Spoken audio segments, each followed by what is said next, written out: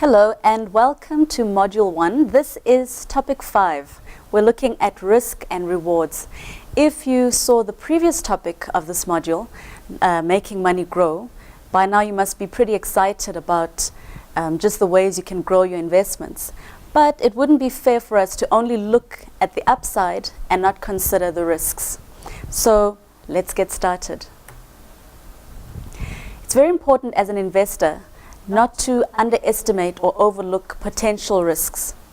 And one big example is to understand corporate governance and to look into corporate governance, because what is pretty on paper in terms of a company might be far from what's actually happening. If you remember the story of Enron, it's a very, very famous case study of how a huge energy company from Houston, Texas, which was the darling of Wall Street, actually became bankrupt and disappeared almost overnight. They went from making over $100 billion US dollars in profits to being bankrupt and disappearing, all because of their corporate governance. And corporate governance basically speaks to how a company is governed in terms of the structures regarding its financial reporting, its board, how boards operate, the roles of the CEO, etc., etc., etc. Corporate governance, very important. We saw Enron, a huge, huge corporation, fall and disappear overnight. Another thing to consider is volatility. So volatility of the share that you want to buy.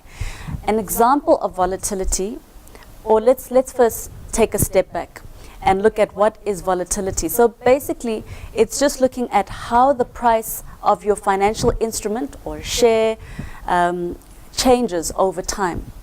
So if you look at a very quick and easy everyday example, if you look at our very own South African rand, it's a volatile currency. It's forever changing. One day it's at 10 rand, then it's at 8, then it's at 11. It's volatile, okay? Because the price fluctuates rapidly over time. So the same principle applies to shares. And why is volatility important? Because increased volatility actually increases risk. So volatility is linked to risk. Very important to consider. And then the other thing that we're going to look at is liquidity. So fine, you want to start investing in shares.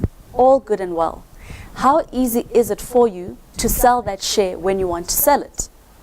So that speaks to liquidity. Liquidity is basically, if you buy a share today, how easily can you get out of that investment tomorrow or whenever you choose to get out of it without moving the share price and without affecting the company's share price.